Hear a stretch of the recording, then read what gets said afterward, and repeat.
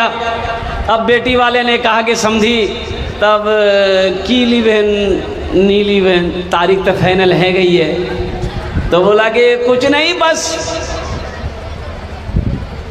कितना, अरे बोलो भाई। लड़की वाला डर गया, बाप। बोला भाया माफ करे दिन समझी, मोर 4 बेटी 3 लाख रुपए आपको देंगे तो हम और बेटी का क्या करेंगे। बोला नहीं नहीं समझी, देखिए हमको फला जगह तो 4 लाख मिल रहा था, लेकिन लड़की वहाँ पर अच्छी नहीं थी, पसंद नहीं आई। आपकी लड़की ब्यूटीफुल है, इसलिए 3 लाख में कम चलो। पहले नौजवान सुधरो, पहले एकदम सख्ती के साथ मना कर दो कि नहीं बा मैं ब्याह करूँ, लेकिन जहेज 1 पैसा नहीं लूँगी। जब बाप को मना कर दोगे तो बाप इंशाल्लाह वो मान जाएगा, वो आगे कदम नहीं बढ़ाएगा। इसलिए कि तुम गाड़ी का सवाल करते हो, बाप मांगता है, भाई बाप गाड़ी थोड़े चलाता है, गाड़ी चलाना तुमको है, मांग रहा है। बाप पलंग मांगा, सोएगा तुम, बाप थोड़े सोएगा पलंग। ये तुम्हारे लिए बात मामा। अच्छा एक बात समझ में नहीं आती है, बेटे की शादी है, फाइनल करने कौन जाता है, बाप जाता है कि बेटा जाता है? बोलो भाई, बोलो भाई। बाप जाता है। समझी कि यहाँ गया, खाना पीना हो गया।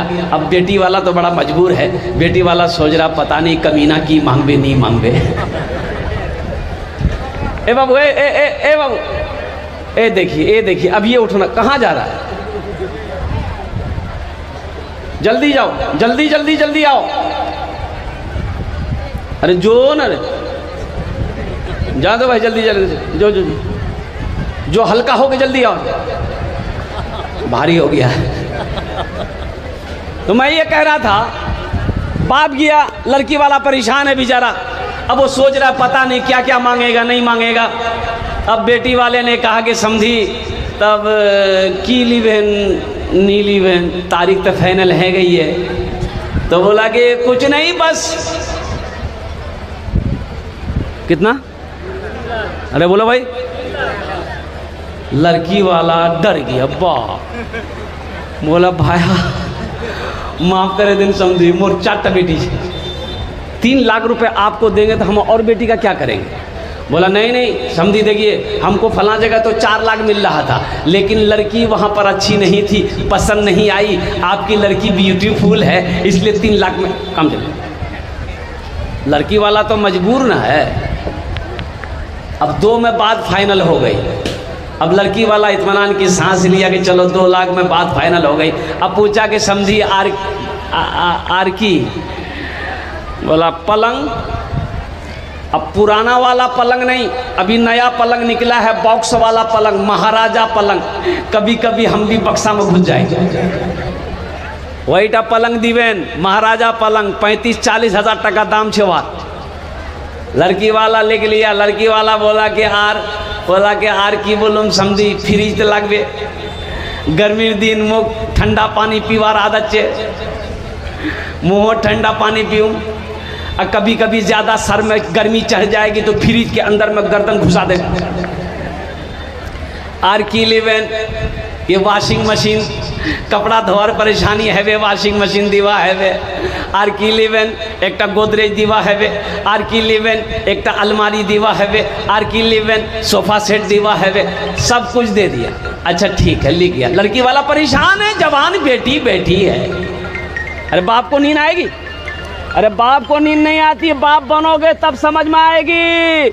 जब बाप बनोगे बेटी का तब समझ में आएगी। जब बेटी जवान होगी तब समझ में आएगी कि बेटी जब जवान घर में होती है तो बूढ़ा बाप को रात में नींद नहीं आती है, बूढ़ी माँ को रात में नींद नहीं आती है। जवान भाई के कंधे पर बहन बैठी हो, जवान भाई को नींद नहीं आती है। मुसलमानों, ये जहेज का रस्म हमारे मजहब इस्लाम में नहीं था। कहां से आया, कैसे आया? तुमने इसे अपना लिया। अल्लाह की बारगाह में क्या जवाब दोगे?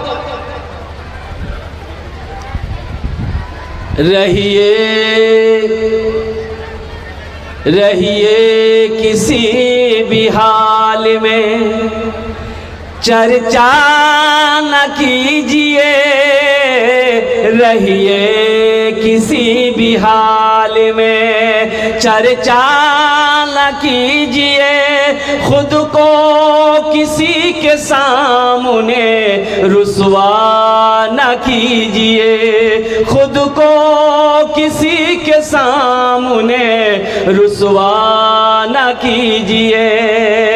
घर में जरूर लाइए बेटी गरीब की, लेकिन किसी गरीब से, लेकिन किसी गरीब से सौदा न कीजिए, लेकिन किसी गरीब से सौदा न कीजिए। बारात गई, बाप फाइनल करके आ गया, बेटा बोल, ए बेटा, ए बेटे लगे मैं जाबो ना कि आजा बढ़ बढ़ सुते जा बखान, सुते जा, नींद लगाओ, सुते जा। माशाअल्लाह समझ गए, जा जवा दे बच्चा अच्छी, माशाअल्लाह।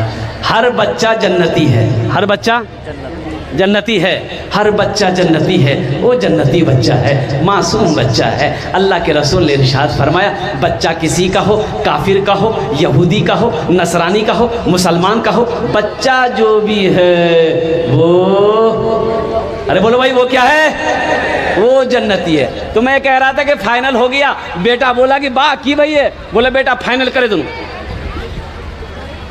2 लाख टका तोर थपाचिल दाम, फ्रिज, वॉशिंग मशीन, महाराजा पलंग, सोफा सेट, कुर्सी, अल्लाह सब लाख दम तैयारी करे दोनों। बेटा भी बोला ठीक है। बारात गई, शादी करके ये लड़का अपनी दुल्हन को ले आया, ये गाड़ी गई जहेज के लिए। अच्छा जहेज के लिए अलग गाड़ी होती है, तो बोलो भाई जहेज के लिए अलग गाड़ी होती है ना, ट्रैक्टर हो चाहे जिप्सी हो जो भी है, सारा सामान लोड हुआ गाड़ी में, पलंग लोड हुआ, कुर्सी, सोफा, अलना, अलमीरा सब लोड हुआ। अच्छा गाड़ी चलकर आई लड़के के घर पर, दरवाजे पे लग गई। अब भाई उतारो, भाई उतारो, ये सामान ला, उतारा उतार। अब 2 आदमी चढ़ा, पलंग उतारा, कहाँ लगेगा, बेटा के रूम में लगेगा कि बाप के रूम में लगेगा, बोलो भाई, अरे बोलो भाई, बेटा के रूम में लगेगा। अब कुर्बान जाओ, सोएगा कौन, अरे बोलो भाई, अब मांगा कौन है, मांगा बाप है, सोएगा बेटा, सोफा उतरेगा, बेटा के रूम में लगेगा, बैठेगा बेटा, मांगा कौन है, बाप मांगा है। टीवी उतरी, टीवी, VCR, LCD लगेगा बेटा के रूम में, दीवार में लगेगा। अभी पुराने जमाने वाले टीवी नहीं, अभी तो टीवी आई है छिपकली LCD, दीवारों चिपके थे, चिपके जावे। सारा सामान घर में आ गया। अब बाप का इंतकाल हो गया, मौत की कोई गारंटी है, अरे बोलो भाई मौत की कोई गारंटी है, बाप मर गया। अब दुनिया के अंदर में बेटा पलंग पे सो रहा है, सोफा में बैठ रहा है, टीवी में फिल्म देख रहा है। अब बाप को कब्र में ठोकैया हो रहा है, ठोकैया हो रहा है कि नहीं हो रहा। तो हम ऐसा जहेज काहे मांगेंगे भाई, ब्याह करना है, तुम मेरा बेटा हो, चलो हम ब्याह करा देते हैं, ये मांग चांग का झमेला नहीं करेंगे हम। मांगना है तुम खुद मांगो, हम नहीं मांगेंगे। हम तुम्हारे लिए बहू तलाश कर सकते हैं, हम तुम्हारे लिए बीवी का इंतखाब कर सकते हैं, हम रिश्ता लेकर जा सकते हैं, लड़की को हम पसंद कर सकते हैं, लेकिन ये सोना चांदी, ये पलंग कुर्सी सोफा सेट का मांगने का झमेला हम नहीं करेंगे। मेरा बिलाल, मेरे कलेजे का टुकड़ा, मेरा बेटा। इसलिए नौजवानों, इसलिए मुसलमानों, हम हाथ जोड़ कर कहते हैं खुदा के वास्ते जहेज ना मांगो, जहेज ना लाओ। आपको पता नहीं है किसी जहेज की वजह से ना जाने कितनी बेटियां हमारी बहनें, कितनी नौजवान लड़कियों ने फांसी लगाकर खुदकुशी कर ली, अपनी जान दे दी। कितनी लड़कियां अल्लाह अकबर कबीरा गैर मुस्लिमों को साथ भागकर शादी कर ली, मुर्तद हो गई सिर्फ जहेज की वजह से। इसलिए कि उसके पास जहेज, उसके बाप के पास जहेज देने के लिए पैसा नहीं है, सामान नहीं है। वो सोची कि अगर हम ऐसे ही बैठे रहेंगे मेरी शादी नहीं होगी, उससे अच्छा हम हिंदू लड़का के साथ भागकर शादी कर लेंगे, हम अपना घर बसा लेंगे। इसलिए नौजवानों, हमारी कौम का नौजवान सुधर जाए तो हमारी कौम सुधर जाए। अपने हाथों को उठाए इंशाअल्लाह। कितने लोग अमल करेंगे? ना जहेज लेंगे ना जहेज देंगे इंशाअल्लाह, अल्हम्दुलिल्लाह। वाह, जो ले लिए हैं वापस नहीं होगा। ऐ दुनिया वालों छोड़ दो, ऐ दुनिया वालों छोड़ दो आदत जहेज की, ऐ दुनिया वालों छोड़ दो आदत जहेज की।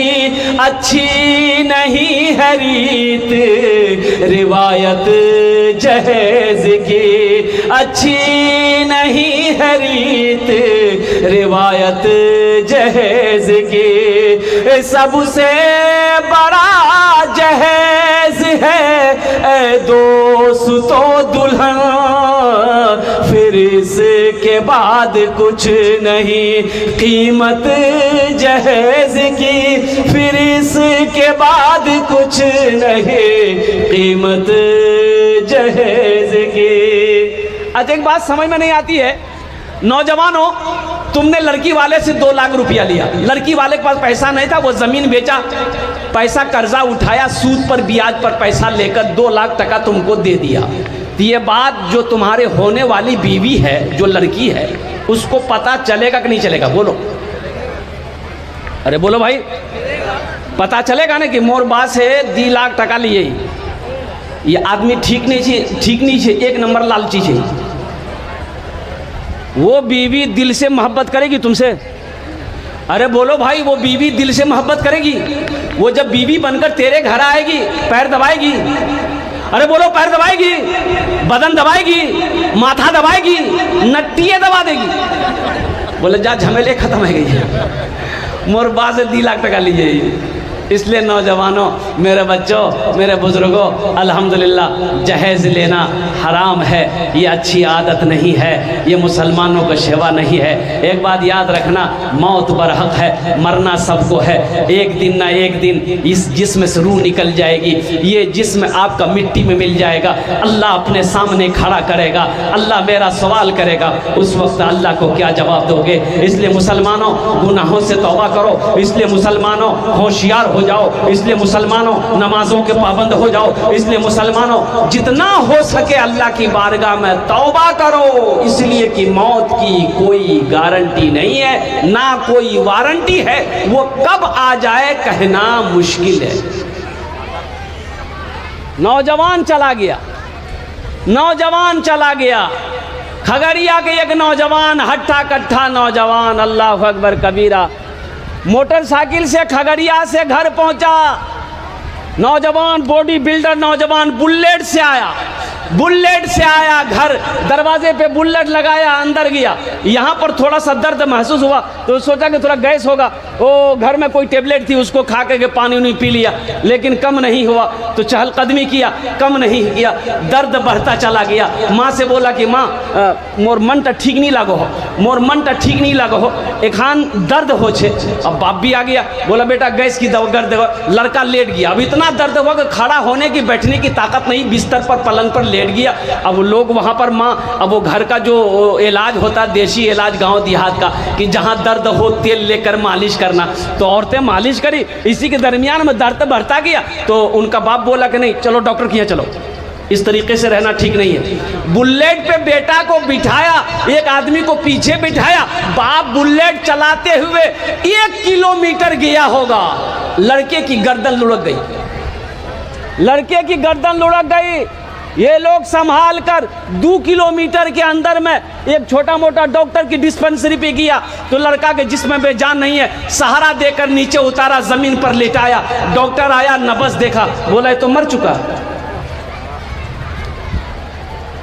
इसके जिस्म से रूह परवाज कर गई। माँ पागल सी हो गई। माँ को यकीन नहीं हो रहा था कि मेरा बेटा, मेरा लाडला, मेरे कलेजे का टुकड़ा मर गया है। इसलिए नौजवानों, क्यों गुनाह की तरफ जाते हो, क्यों गुनाह करते हो? कुर्बान जाओ। अल्लाह तबारक व तआला ने इस दुनिया के अंदर में पैदा किया है, अपनी इबादत के लिए पैदा किया है। इसलिए अपने रब से लौ लगाओ, अपने रब से कुर्बत बढ़ाओ, अपने रब से मोहब्बत करो। ये दुनिया फानी है। हमारी माँ बहनें भी आई है। मेरे माँ बहनों, तुम्हार तकरीर करबो, तुम्हारो तकरीर करबो इंशाल्लाह। তোমার জন্য চারটে বাদ। কত বাদ? अरे बोलो भाई, 4 काम। तुम 4 काम करे लो दुनियाते, 4 काम करे लो। क्या काम? जन्नत का 8 दरवाजा है, जिस दरवाजे से चाहो जन्नत में दाखिल हो जाओ। 4 काम करे लो। पहला काम झगड़ा करना नहीं। अच्छा, इंशाल्लाह मैं बताने की कोशिश करूंगा। 4 काम किया छे, इंशाल्लाह मैं बोलूंगा। आप इत्मीनान सुकून के साथ बैठे रहिएगा। तो घर में मर्द को झाड़ू लगाना चाहिए कि नहीं चाहिए? बोलो भाई। अरे मर्द को घर में झाड़ू लगाना चाहिए कि नहीं चाहिए? आटा गूंदना चाहिए कि नहीं चाहिए? हमारी माँ बहनें सोच रही कि मौलवी साहब ठीक पॉइंट पकड़िया। तो मैं ये कह रहा था कि गुनाहों से बचो, अल्लाह से डरो। मौत की कोई गारंटी नहीं है।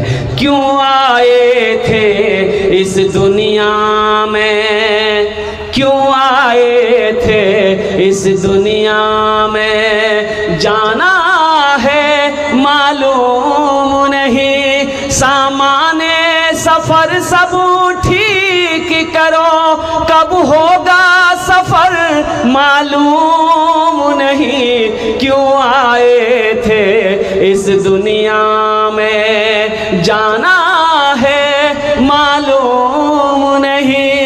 इस घर को बेहतर बनाए हो, जिस घर में रहना है 2 दिन, जिस घर में हमेशा रहना है, कैसा होगा वो घर मालूम नहीं। क्यों आए थे इस दुनिया। सिकंदर बादशाह का नाम सुने? अरे बोलो भाई। 7 मुल्क का बादशाह था। ये सिर्फ इंडिया का नहीं, सिर्फ इंडिया का नहीं, सिर्फ हिंदुस्तान का प्रधानमंत्री नहीं था, बांग्लादेश का भी प्रधानमंत्री था, इंडिया का भी प्रधानमंत्री था, पाकिस्तान का भी प्रधानमंत्री था, अफगानिस्तान का भी प्रधानमंत्री था, कजाकिस्तान का भी प्रधानमंत्री था, ईरान का भी प्रधानमंत्री था। 7 मुल्क का बादशाह था। इतना बड़ा बादशाह 7 मुल्क में अकेले हुकूमत करता था, सिकंदर बादशाह। जानते हो? सुनो, जब आखिरी वक़्त आया मौत का, आखिरी वक़्त आया, सिपाही सारे लोग खड़े हैं, घर वाले, वज़ीर, नौकर, सिपाही सारे खड़े। सिकंदर बादशाह ने एक वज़ीर को बोला इधर आओ, कलम लाओ, कॉपी लाओ, ये मेरा आखिरी वक़्त है। तो कॉपी कलम लाया। एक आदमी बोला कि हज़रत क्या करेंगे? बोला इसमें लिखो, इसमें लिखो, कागज़ में लिखो कि सिकंदर जब मर जाए, जब उसे नहला कर कफन पहनाया जाए, तो मेरे दोनों हाथों को कफन से बाहर निकाल देना, कफन के अंदर में हाथ ना रहे। तो लोगों ने कहा कि हजरत कफन पहनाया जाता, पूरे बदन में पहनाया जाता, हाथ को छोड़ देंगे तो लोग क्या कहेगा? तो सिकंदर ने कहा कि लोग क्या कहेगा नहीं कहेगा उससे मतलब नहीं है, हम जो कहते हैं वो करो, हम जो कहते हैं। अरे भाई बोलो भाई, वो करो। मेरे हाथों को बाहर रखना, कफन में नहीं रहेगा, जिस्म में कफन रहेगा, हाथ में कफन नहीं रहेगा। हाथ को बाहर ऐसे रख देना मेरा, तब जनाजा मेरा लेकर जाना। सिकंदर बादशाह मर गया, हुक्म के मुताबिक गुस्ल दिया गया, कफन पहनाया गया, कफन पहनाया गया, दोनों हाथों को बाहर रख दिया। लोग हैरत में पड़ गए। भाई पूछने लगे कि भाई ये हाथ को अंदर करो। बोला कि नहीं, उनकी वसीयत है, मरने वाले की वसीयत है, बादशाह की वसीयत है, प्रधानमंत्री की वसीयत है कि अपने हाथ को, दोनों हाथों को मेरा बाहर रख देना। तो किसी अल्लाह वाले से लोगों ने पूछा कि हजरत आखिर इसमें क्या राज है, क्या बात है, आखिर सिकंदर बादशाह ने ऐसा वसीयत क्यों किया कि मेरे हाथों को कफन से बाहर रख दे? तो उस अल्लाह वाले ने कहा कि सुनो, सिकंदर बादशाह दुनिया वालों को दिखाना चाहता था, दुनिया वालों को पैगाम देना चाहता था कि लोगों देखो, वो सिकंदर जो 7 मुल्क का बादशाह था, आज दुनिया से जा रहा है, खाली हाथ जा रहा है। इस दुनिया जा रहा है, बोलो भाई बोलो, खाली हाथ जा रहा है, कुछ लेकर नहीं आया था, कुछ लेकर नहीं जा रहा है। इसलिए मुसलमानों, नौजवानों, खाली हाथ आए हो, खाली हाथ चले जाओगे, इसलिए वहां की तैयारी करो जहां हमेशा रहना है।